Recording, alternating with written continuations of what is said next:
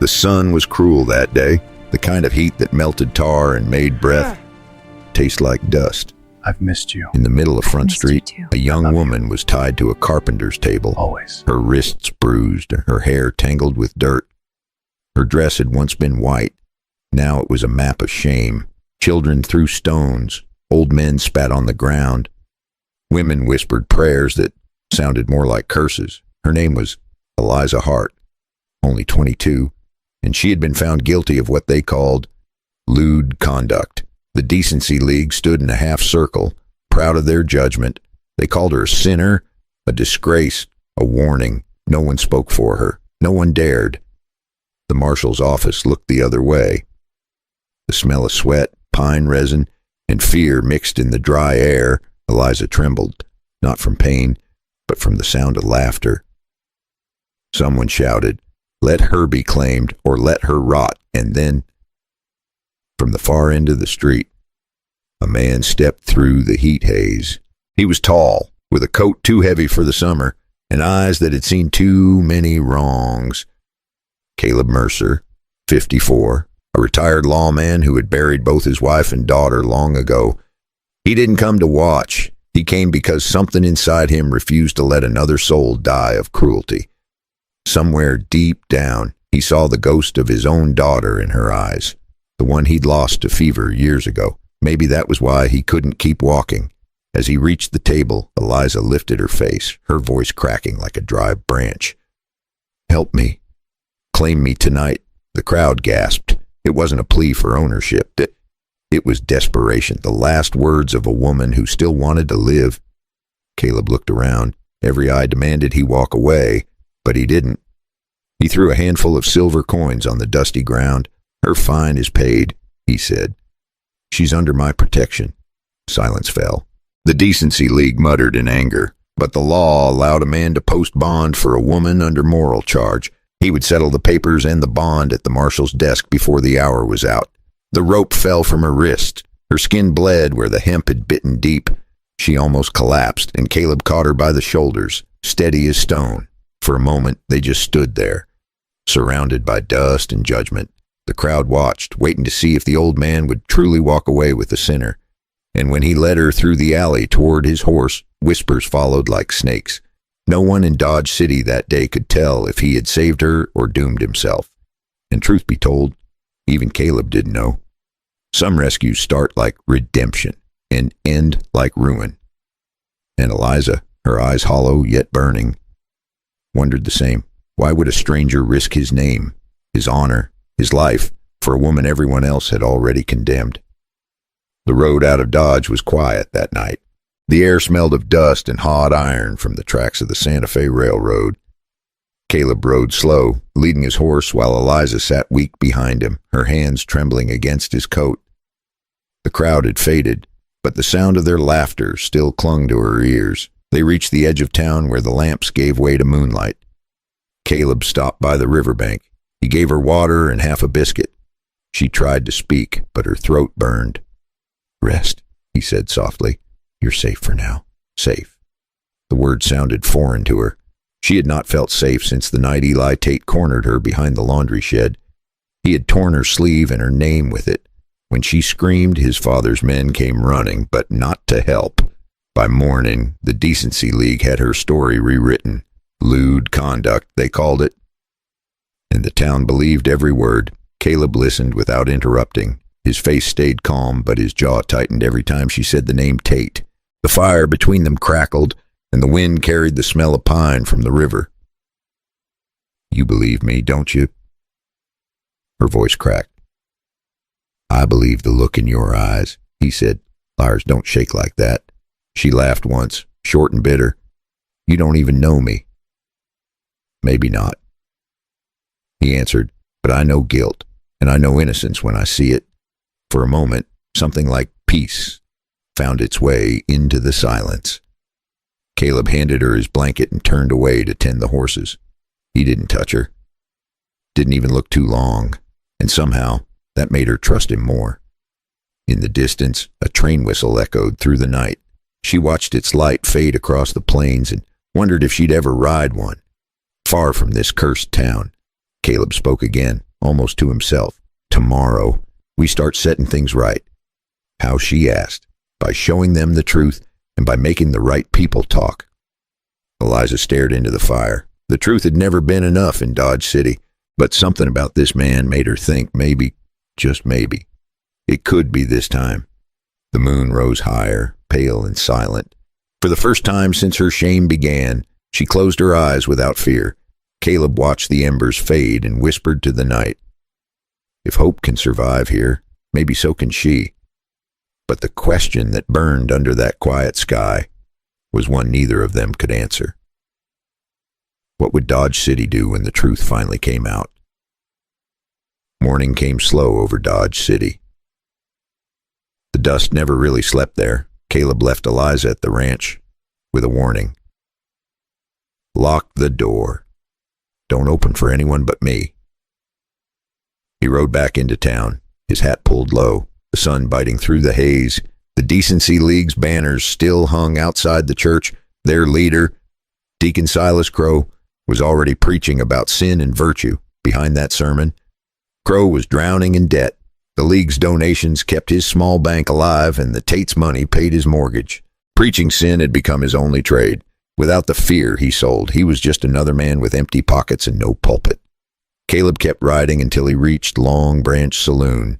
Inside, the piano was out of tune, the whiskey sour, and the truth hiding behind tired eyes. He found the woman who ran the boarding house where Eliza had worked. She was folding laundry, her hands raw from soap. "She never did what they said," the woman whispered. "Tate forced himself on her. His father paid me to keep quiet. I still have the ledger." That was all Caleb needed to hear. He tipped his hat and went looking for 2 more names. It took him half a day just to get those names whispered to him. Folks in Dodge didn't talk easy, not when the Tates owned half the town. He bought coffee, fixed a broken hinge, helped an old man hitch his mule. Only then did people start to trust his silence. One was a Chinese laundryman, the other, a saloon girl with a scar under her lip. Each story matched the last. Every word pointed at Tate and Crow. By sunset, the saloon filled with smoke and noise. Caleb stepped through the crowd and laid the ledger on the bar. "This is your decency," he said. "Bought and paid for." The room fell silent. Crow's face turned red, and Eli Tate's hand went for his belt. Caleb's voice cut the air. "You move that hand, a boy, and I'll show you what sin really looks like." Someone laughed nervously. Someone else whispered, "He's got proof." And then the murmurs grew until the whole room buzzed with anger. Crow backed toward the door, shouting something about lies, but the town had already heard enough. Crow wasn't jailed that day, not yet. Men like him never fell easy. But with the Tate's money drying up, even his sermons lost their echo. Crow's own flock began to whisper that maybe the deacon had more sin than Scripture. But once the saloon talk started rolling, the donations stopped, and the mayor's wife tore down the League's flyers herself. By the end of the week, their meetings drew more flies than followers. Eliza entered just as the sun hit the windows. She walked straight to the bar and stood beside Caleb.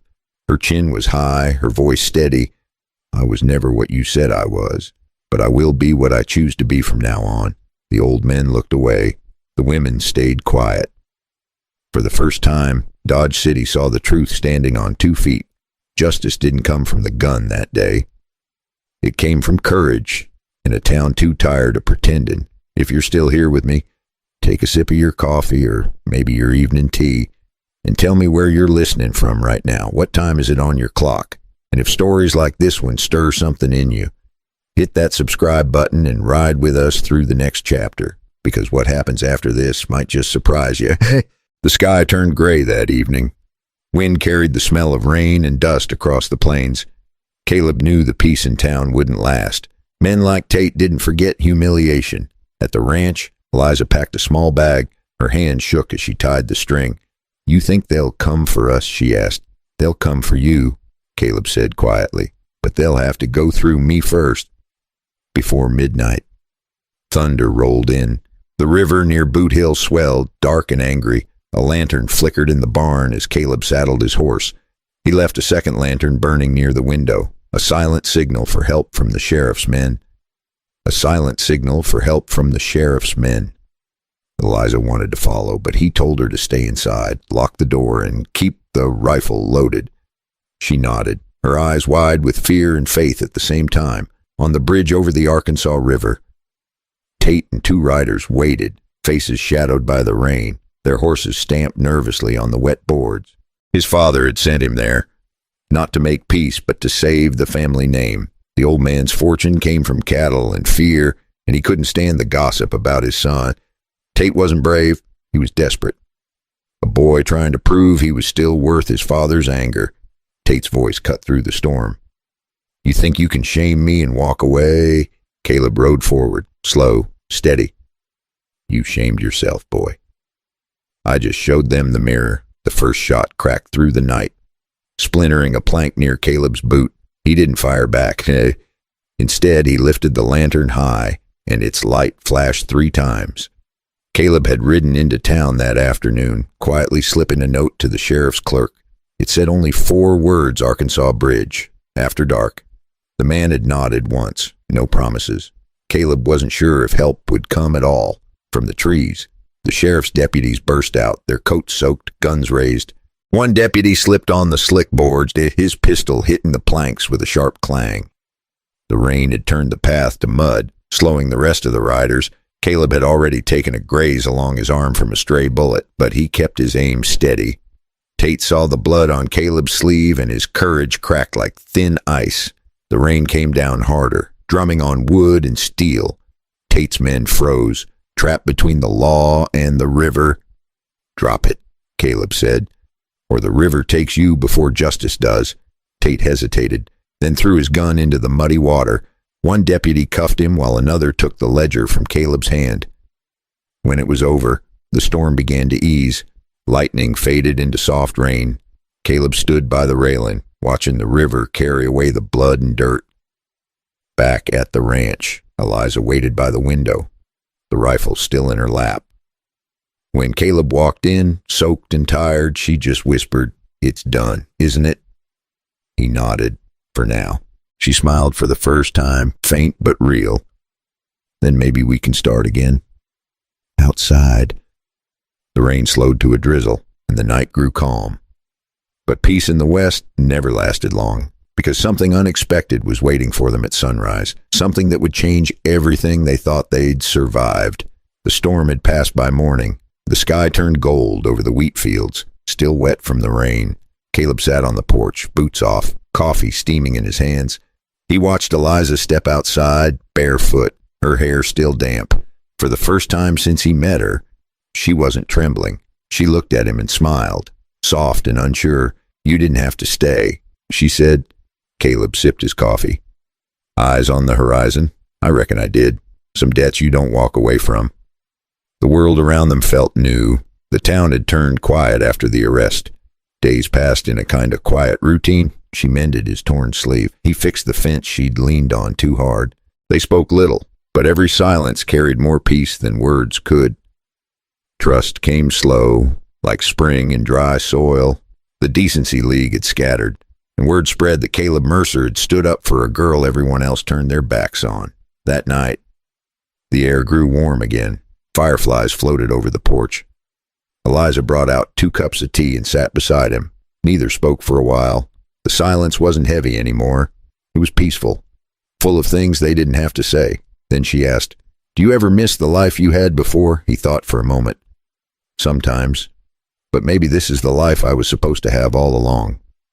A single lantern flickered beside them. The wind carried the smell of wet grass and smoke. She leaned her head on his shoulder, and for the first time, he didn't pull away. It wasn't a grand love story. It was something smaller, quieter, the kind that grows in broken soil and still finds a way to bloom. When she whispered, "Help me to claim me tonight," it wasn't desperation anymore. It was trust. A way of saying she was ready to live again. And he answered, "Only if you claim yourself first." They laughed quietly, the kind of laugh that sounds like forgiveness. The moon rose high, lighting their faces in silver. The scars were still there, but they didn't hurt the same. Sometimes healing doesn't come with miracles. It comes with small choices, standing up when no one else will, listening when others judge, loving when it would be easier to walk away.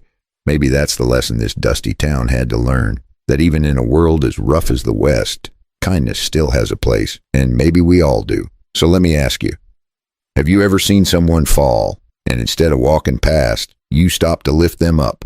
If this story made you feel something, even just a spark, give it a like so more folks can hear it.